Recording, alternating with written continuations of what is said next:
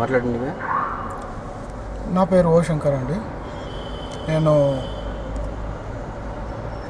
Telangana greater Hyderabad municipal కార్పొరేషన్లో మా union, అందులో నేను జనరల్ సెక్రటరీ. మేము కనీసము ఒక 35 ఏళ్ళ నుండి మేము ఇందులో సర్వీస్ చేస్తుంటాము. మా దగ్గర ఒక 7,000-8,000 మంది ఎంప్లాయీస్ ఉంటారు, పర్మనెంట్ ఎంప్లాయీస్ ఉంటారు. అది వాళ్ళు రిటైర్మెంట్ అవ్వకుంటూ ఇప్పుడు మా దగ్గర సంఖ్య ఎంత ఉందంటే ఇప్పుడు ప్రస్తుతానికి 5,000 చిల్లర ఉంది. అంటే ఎవ్రీ ఇయర్ ఒక 600-500 మంది రిటైర్ అవుతుంటారు. అయితే మాకు వచ్చిన ప్రాబ్లమ్స్ ఏంటంటే ప్రతి ఎంప్లాయీకి అధికారులు విచ్చలవిడిగా వాళ్ళు ఇష్టం వచ్చినట్లు వాళ్ళ పైన ఏదైతే కింది స్థాయి నుండి పట్టుకొని సూపరింటెండెంట్ క్యాడర్ వరకు వాళ్ళకు ఇష్టం వచ్చినట్లు వాళ్ళు మా పైన అధికారం చెలాయిస్తుంటారు. అది కూడా తెలంగాణకు సంబంధించిన వారినే. ఇక్కడ ఉన్నవారంతా ఆంధ్ర పాలకులు. ఆ ఆంధ్ర పాలకుల చేతుల్లో మా తెలంగాణ క్లాస్ 4 ఎంప్లాయీ నుండి లాస్ట్ సూపరింటెండెంట్ క్యాడరు, ఆఫీసు వరకు క్యాడర్ కూడా ఉన్న వాళ్ళకందరూ వాళ్ళకి ఇష్టం వచ్చినట్లు మా పైన అధికారాలు చెల్లాయిస్తున్నారు. అది సమంజసం కాదు. అది ఎందుకంటే అధికారులు వాళ్ళకు దండుకోవడానికి వాళ్ళు ఇష్టం వచ్చినట్లు అవినీతికి పాల్పడుతూ మా మీద అధికారం చెలాయించడానికి వాళ్ళు చేస్తున్న పని ఇది. కాబట్టి మేము అనుకున్నది ఏంటంటే మాకు అనుకున్న టైంలో మాకు ప్రమోషన్లు లేవు. ఎవరైతే వాళ్ళకు తగ్గట్లు ఆంధ్రాకు తగ్గట్లు ఎవరైతే ఉద్యోగులు ఉన్నారో, కింది స్థాయి ఉద్యోగులు వాళ్ళకు పర్మనెంట్, వాళ్ళకు ఇమ్మీడియట్గా వాళ్ళకు ప్రమోషన్లు, వాళ్ళ డేట్ కానీ వాళ్ళ అపాయింట్మెంట్ డేట్ కానీ ఏది లేకున్నా పర్లేదు, వాళ్ళు ఖాళీ ఒక రికమెండ్ పైన వాళ్ళ మీద ఇమ్మీడియట్గా వాళ్ళకు ప్రమోషన్లు కానీ అన్నీ వచ్చేస్తుంటాయి. మాకు కావాల్సింది ఏదైతే టైం మీద మేము రిటైర్మెంట్ అవుతుంటామో, మా ఎవరైతే పాత వాళ్ళు రిటైర్ అవుతుంటారో ఇన్ టైంలో కూడా వాళ్ళకు ఇంతవరకు సర్వీస్కు సంబంధించింది ఎటువంటి డబ్బులు కూడా ఇస్తలేకుండ్రి. ఈ మధ్యలో మేము యూనియన్ ఎన్నికైన తర్వాత మేము రికగ్నైజ్డ్ యూనియన్లో ఉంటుంటే ఆ యూనియన్ చాలా కష్టపడి ఒక దళిత నాయకుడిని, మాకు సంబంధించిన చిన్న వయసున్న ఇప్పుడున్న రికగ్నైజ్డ్ యూనియన్లో ఉన్న ఆ వ్యక్తిని మేము అందరం కలిసి కష్టపడి మేము గెలిపించినాం. లోగడ బిఎంఎస్ నుండే దాన్ని బిఎంఎస్ 2 సార్లు వాళ్ళు ఎన్నికైనారు, కానీ వాళ్ళు ఎటువంటి చేయలేదు.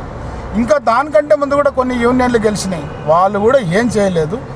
ఆ విషయానికి వచ్చే మొత్తం దళితులలో మన దగ్గర ఒక 70% మంది మొత్తం దళితులే ఉన్నారు ఇక్కడ ఉద్యోగులంతా. అది కూడా కింది స్థాయి ఉద్యోగులే ఉన్నారు, పై స్థాయి ఉద్యోగులు ఎవరు లేరు.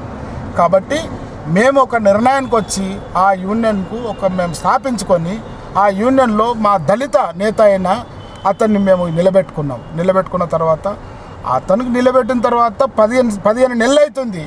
మా పర్మనెంట్ ఎంప్లాయీకి కానీ ఇంతవరకు ఎటువంటి సేవలు చేయలేదు. మేము అనుకున్నది ఒకటైతే ఆయన చేసేది ఒకటే ఉంటుంది. కాబట్టి వన్ మెన్ షో అంటే ఇది రాజరికం పాలన, రాజు పాలన అయిపోయింది. నేను చెప్పిందే వేదం, నేను చెప్పిందే వినాలి అంతే అని అట్లా నడిపిస్తుంటే మేము దానికి విడిపోయి మళ్ళీ ఇమ్మీడియట్గా మేము ఏం చేసినంటే మేము ఇది Telangana greater Hyderabad municipal employees union మేము 2 నెలల క్రితం మేము ఇది స్థాపించుకున్నాం. అప్పటి నుండి మేము ఇప్పుడు ఈ పబ్లిక్కు కావాల్సింది ఉన్నాయి అవన్నీ మేము సేవలు చేసుకుంటూ ముందుకెళ్తున్నాం. ఇంకొకటి రీసెంట్లీ ఇప్పుడు దగ్గర 20 ఏళ్ళ నుండి మా దగ్గర కాంట్రాక్ట్స్ ఎంప్లాయీస్ ఉన్నారు. దగ్గర 28,000 మంది జనాభా ఉన్నారు. అది కూడా అందులో కూడా దళితులు మొత్తం కంప్లీట్గా 70% దళితులే ఉంటారు. 2,800 నుండి ఇప్పుడు 8,500 వరకు వచ్చింది. ఎవ్రీ ఇయర్ పెంచరు ఇది. ఎందుకంటే ఈరోజు ఒక ఇంట్లో కిరాయికి ఉండాలంటే దగ్గర 3,000, 3,500, 4,000 రూపాయలు ఉంటున్నది. కాబట్టి వీళ్ళకి వచ్చే జీతంలో వాళ్ళు బతుకుదెరువు ఎట్లా చేయగలుగుతారు? వాళ్ళ కొడుకులకు చదువులు ఎట్లా, వాళ్ళకు తిండి ఎట్లా, వాళ్ళకు పండుగలు ఎట్లా, వాళ్ళకు రోగాలు ఎట్లా, వాళ్ళు ముందుకు పోవాలంటే లేని పరిస్థితి వచ్చేసింది. కాబట్టి అన్ని యూనియన్లు ఏపీలో కలిసి అన్ని యూనియన్లు ఒక గట్టి స్థాయిలో నిలబడి దీనికి ముందుకొచ్చి ఈ వీళ్ళ కొరకు ఏదైతే మినిమం వేజెస్ కోసం కొట్లాడినరో ఆ మినిమం వేజెస్కి ప్రభుత్వము ఒప్పుకొని 12,500 ఇస్తే బాగునే ఉంటుండే. కానీ 12,500 ఇవ్వకుండా వాళ్ళు 8,500 రూపాయలు వాళ్ళు ఇప్పుడు ఫిక్స్ చేశారు. అయినా నేను ప్రభుత్వాన్ని నేను ఇదే కోరుకుంటున్నా, ఎప్పుడు ఈ దళితులు కింద సావాల్సిందే. ఎందుకంటే దళితుల కొరకు ఎవరు ముందుకొచ్చి ఇది మేము చేస్తాము, ఇది మీరు ముందుకు వస్తారు, మిమ్మల్ని ముందుకు పంపిస్తామని చేసే నాదుడు లేకుండా వెళ్ళిపోయింది. ఇప్పుడు ప్రస్తుతానికి దళితుల నాయకులు కూడా ఉన్నారు, కూడా మాకు ఎటువంటి హెల్ప్ లేకుండా పోయింది. మేము పొద్దున 5 గంటలకు లేస్తాం. ఇక్కడ మాకు ఎవరైతే స్వీపింగ్ చేస్తారో పొద్దున 5 గంటలకు లేచి ఎక్కడైతే ఆ దుమ్ము ధూళిలో అందులోనే కొట్టుకొని వస్తుంటారు. మళ్ళీ వాళ్ళు పోయే వరకు 4 అవుతుంటుంది. ఇంటికి పోయే వరకు వాళ్ళు ఖాళీ టిఫిన్ కానీ ఏది కానీ ఆ దుమ్ము ధూళితోనే వాళ్ళు కడుపు నింపుకోవాల్సి వస్తుంది. మళ్ళీ వాళ్ళకు వచ్చే జీతం మాత్రం చాలా ఇంతింతగానే ఉన్నది. కానీ ప్రభుత్వానికి నేను డిమాండ్ చేస్తున్నా, దయచేసి నాయకులారా, మీ అందరికీ నా యొక్క చిన్న విన్నపము, పేదోళ్ళ పైన మీరు కనికరించి మీరు ఏదైతే 12,500 అనుకున్నారో అది ఇవ్వకుండా మీరు 8,500 ఇస్తున్నారు. అది దయచేసి అది మాకు సరిపోదు. అది ఇంకా ముందుకు ఇంత తొందర మీరు దాన్ని ఇంకా ఇంక్రీజ్ చేసినట్లయితే మేము కనీసం 2 పూట్ల అన్నం తిని చక్కగా నిద్రపోతామని మేము సవినయంగా మీ అందరికీ మనవి చేస్తున్నాం. ఇందులో ఉన్నది మా దగ్గర 32 యూనియన్లు ఉన్నాయి, కానీ ఏ యూనియన్లు కూడా మా కార్మికులకు సేవ చేస్తలేదు. ప్రతి యూనియన్ వచ్చినా కూడా అక్రమాలకే పాల్పడుతుంది. కానీ ఏ యూనియన్ కానీ మా కొరకు మా కార్మికుల కొరకు ఎవ్వరికి చేస్తలేరు.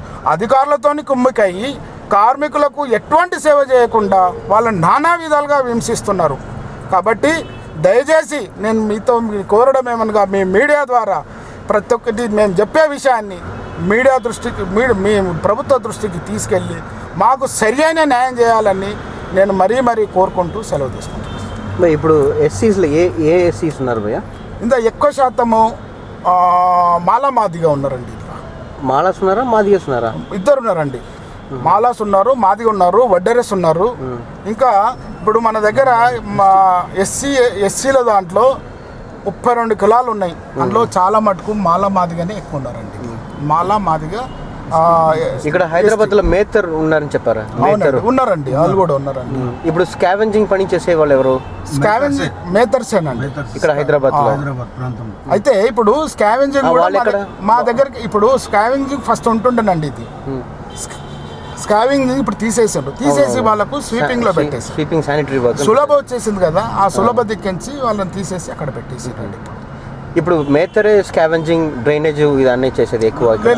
డ్రైనేజ్ వేరు, మేతరు వేరు. ఇది స్కావెంజింగ్. డ్రైనేజ్ చేసేది ఎవరు?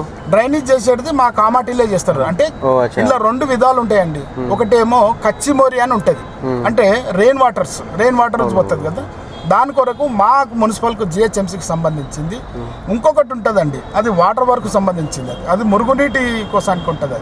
దానికి వాటర్ వర్క్ అది ముందుగా ఫస్ట్ మాత్రం అయితే వీళ్ళంతా మా దగ్గరనే ఉండండి, ఇలా మున్సిపల్లోనే ఉండండి మురుగునీటిది కూడా. దాన్ని అవాయిడ్ తీసేసి అక్కడ వాటర్ వర్క్స్ ఉండవు, దాన్ని విలీనం చేసేసి ఓన్లీ మనకు డ్రైన్ వాటర్ కోసానికి మన దగ్గర ఎంప్లాయీస్ ఉన్నారు ఇక్కడ డ్రైన్ వాటర్కి. ఇప్పుడు డ్రైన్ వాటర్ ఈ మేతర్ ఏం చేస్తారు? ఇప్పుడు వాళ్ళు స్కావెంజర్స్ ఏం చేస్తారు, వాళ్ళని కూడా ఏం చేస్తారు అంటే మామూలుగా కామాటి వర్క్, అటెండర్ వర్క్, ఆ వర్క్ తీసుకుంటారు. లేదు ఇప్పుడు హైదరాబాద్లో ఓల్డ్ సిటీలో మేతర్స్ చాలా మంది ఉన్నారండి. ఇప్పుడు స్కావెంజింగ్ చేసేది వాళ్ళేనా? అదే స్కావెంజింగ్ ఫస్ట్ ఉంటుండేనండి. స్కావెంజింగ్ ఏంటంటే ఇప్పుడు వాడలా బస్తీలో పబ్లిక్ టాయిలెట్స్ ఉంటుండే, ఆ పబ్లిక్ టాయిలెట్స్ కోసానికి వీళ్ళని పెడుతున్నారు అనమాట, క్లీన్ చేస్తాను. ఇప్పుడు మీ పని చేసే దానిలో మాదిగా కాన్ఫ్లిక్ట్ ఎట్లా ఉంది? మాదిగా మేతరు ఇదన్నీ ఒట్టిగా ఉన్నారా, లేదా వాళ్ళ లోపల ప్రాబ్లం కూడా ఉందా? లే మా దాంట్లో కూడా ఒక ఐక్యత అనేది ఉన్నదండి. ఐక్యత ఉన్నది, ఐక్యత లేనిది కాదండి. అది ఐక్యత డెఫినెట్గా ఉంది. మాదిగా ఎస్టీ వీళ్ళందరూ ఐక్యతతోనే ఉన్నామండి. బట్ మా ఐక్యతను ఈ పై అధికారులు, పై కులస్తులు దీన్ని చెడగొట్టడానికి ప్రయత్నం చేస్తున్నారు. అయినా అది ఎట్టి పరిస్థితుల్లో మేము వినే పరిస్థితిలో లేము. ఎందుకంటే ఇప్పుడు చూస్తున్నాము, ఎక్కడైతే మన దగ్గర నడిచేది ఏపీ లెవెల్లో కూడా ఎక్కడ పోయినా కూడా ఐక్యత మా దాంట్లో వస్తుంది. ఐక్యత కూడగడుతుంది కాబట్టి దాన్ని తెగ్గొట్టడానికి వాళ్ళు ప్రయత్నాలు చేస్తున్నారు. మరి ఇప్పుడు స్ట్రైక్ జరిగింది కదా, 3 రోజులు స్ట్రైక్ జరిగింది. ఆ స్ట్రైక్ వచ్చి సపోర్టెడ్ అందరూ సపోర్ట్ చేస్తారా? పర్మనెంట్ ఎంప్లాయీ అందరూ సపోర్ట్ చేస్తారా లేదా కాంట్రాక్ట్? ఒకటే అండి. ఇందులో ఏంటంటే ఎవరైతే యూనియన్స్ పెట్టినరో ఆ యూనియన్లో ఉన్న వాళ్ళంతా పర్మనెంట్ ఎంప్లాయీస్ అండి. పర్మనెంట్ ఎంప్లాయీస్, యూనియన్ ఉన్న వాళ్ళంతా పర్మనెంట్ ఎంప్లాయీస్. అందులో కాంట్రాక్ట్స్ ఎంప్లాయీస్ కూడా ఉంది. అయితే ఇందులో పర్మనెంట్ ఎంప్లాయీ కూడా వాళ్ళకి సపోర్ట్ చేసింది. అది డెఫినెట్గా వాళ్ళకి సపోర్ట్ చేసింది. ఎందుకంటే వాళ్ళకు వచ్చే జీతం ఎంత అండి? ఆ జీతం మీద వాళ్ళు బతకలేరండి. ఏండ్ల నుండి మేము రికగ్నైజ్డ్ ఉన్నప్పుడు 108 మేము రిలే నిరాహార దీక్ష చేసినామండి. 108 మాకు కావాలి, ఇంత జీతం కావాలంటే ఆ పీరియడ్లో మేము చేసి కూడా దగ్గర 7 నెలలు 8 నెలలు అయితే ప్రభుత్వం నుండి ఎటువంటి స్పందన రాలేదండి. మేము చేస్తామని, మాకు అక్టోబర్లో మేము దీన్ని ఎట్లన్నా ఇంప్లిమెంట్ చేస్తామని రాతపూర్వకంగా ఇచ్చినా కూడా కాలేదు. అందుకొరకే ప్రతి ఏపీ నుండి ప్రతి యూనియన్లు, అన్ని యూనియన్లు సుందరయ్య విజ్ఞాన భవన్లో మీటింగ్ అయింది నిన్న. ఇప్పుడు ఆ మీటింగ్లోనే ఇమ్మీడియట్గా దీని కార్యాచరణ రూపుదిద్దుకుంది. ఎనీహో దయచేసి ఏదో 8,500 ఒప్పుకున్నందుకు ప్రభుత్వానికి మా యొక్క ధన్యవాదాలు. ఇన్ ఫ్యూచర్లో కూడా ఇంకా కొంచెం ఎక్కువ అయితే బాగుంటుందని మా ఉద్దేశం. ఇప్పుడు ఆ మీటింగ్లో డిప్యూటీ సీఎం వచ్చారు, దామోదర రెడ్డి వచ్చారు, కేసీఆర్ దామోదర్ రాజు వచ్చారు, చాలా మంది వచ్చారు, కేశవ్ అని వచ్చారు. ఇప్పుడు అందరూ వచ్చి ఎంతో మాట్లాడారు. మాట్లాడే తర్వాత కూడా మీరు స్ట్రైక్ వెళ్ళాలా 3 రోజులు? వెళ్ళారండి. లేదా ఎందుకు వెళ్ళారంటే ప్రభుత్వం ఒప్పుకోలేదు. ప్రభుత్వం అంతా వాళ్ళే ప్రభుత్వం, కానీ ప్రభుత్వం ఈ చెప్పిన మాటను కూడా వాళ్ళు పెడదామని. ఎందుకంటే తెలంగాణ అండ్ సమైక్య ఆంధ్ర నడుస్తుంది కాబట్టి అందులోని బట్టి దీన్ని నీరుగారు చేసిండ్రండి. ఓకే, అందుకొరకే ఈ జనమంతా ఎవరైతే కార్మికులు ఉన్నారో, ఊడ్చే కార్మికులు ఉన్నారో ఆ కార్మికుల కోసానికి మేమంతా ఎంప్లాయీస్ అంతా ఒక జగలయ్యి ఒక మీటింగ్ పెట్టుకొని సపరేట్గా వీళ్ళ రాజకీయ నాయకులు లేకుండానే మీటింగ్ పెట్టుకొని దీన్ని ఒక కార్యాచరణకు రూపుదిద్దుకొని స్ట్రైక్ చేయడం జరిగింది. ఓకే, ఈ స్ట్రైక్ వచ్చి అందరూ చేస్తారు? అన్ని యూనియన్లు చేస్తారు. అన్ని యూనియన్లు కాంట్రాక్ట్ లేబర్ కోసం. ఓకే, దీనిలో ఇప్పుడు హైదరాబాద్లో సిటీలో ఉన్నప్పుడు దళితుల నాయకులు చాలా మంది ఉన్నారు. వీళ్ళ సపోర్ట్ ఎట్లా ఉంది మీకు? వాళ్ళ సపోర్ట్ ఉంటుందండి, లేదని మేము చెప్పలేము. వాళ్ళ సపోర్ట్ ఉంటుంది. అవసరాన్ని బట్టి వాళ్ళు సపోర్ట్ చేస్తారండి. అవసరాన్ని బట్టి వాళ్ళు డెఫినెట్గా సపోర్ట్ చేస్తారు. తప్పకుండా. ఓకే, ఇప్పుడు మీరు వచ్చి పనిచేసేది వెటనరీ స్లాటర్ హౌస్లో పనిచేస్తున్నారు. ఈ శానిటరీ వర్కర్స్లో మళ్ళీ మీరు పనిచేసే వర్క్లో మేజర్ ప్రాబ్లం ఏంటి భయ్యా ఫేస్ చేసేది ఏముంటుంది? ఇప్పుడు రోజు ఏదైతే వర్క్ ఉంటుందో మేము వెటనరీ సెక్షన్లో స్లాటర్ హౌస్ సెక్షన్ అని ఉంటుంది మాకు.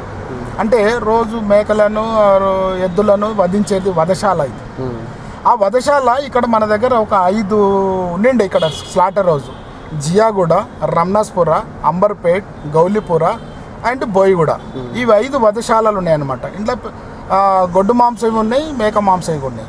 ఇప్పుడు దీన్ని మోడర్నైజ్గా తీసుకురావాలని చెంగిచెర్లలో ఒక స్లాటర్ హౌస్ కట్టిండండి.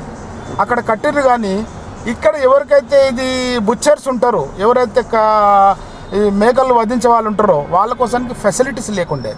అందుకొరకు కొన్ని కోట్లు దాన్ని చేసి వేస్ట్ చేసిండ్రు మన మున్సిపల్ అధికారులు. చేసి అది మళ్ళీ దానికి లీజ్కి ఇచ్చేసిండ్రండి. ఇక్కడ ఎక్కడ పడితే అక్కడ ఇష్టం వచ్చినట్లు దానికి ఇల్లీగల్గా వధించుకుంటుండ్రు ఇప్పుడు దానికి. ఇప్పుడు మాన్యువల్ స్కావెంజింగ్ బిల్లు వస్తున్నావు కదా? అవును సార్. ఢిల్లీలో మాన్యువల్ స్కావెంజింగ్ గురించి బిల్లు ఒకటి ఉంది. అది సులభ కొరకు అండి. అది ఓకే, సులభ కొరకు వస్తుందండి. సులభ కోసానికి, ఎందుకంటే ఎవరైతే వీళ్ళు ఉన్నారు కదా వాళ్ళకు స్కావెంజర్ కోసానికి వాళ్ళకు కూడా చాలా ఇబ్బంది ఉందండి. చాలా ఇబ్బంది ఉంది వాళ్ళ కోసానికి. బతకడానికి ఇక్కడ వాళ్ళకు సులభ కట్టి వాళ్ళకు జీవనాధారం కోసానికి ప్రభుత్వం ఇక్కడ ఉన్న వాళ్ళకు కూడా అక్కడికి వచ్చిన వాళ్ళు బీహార్ కానీ ఎక్కడికి వచ్చిన వాళ్ళు కూడా ఇక్కడ బతుకుతున్నారు అండి. థ్యాంక్స్.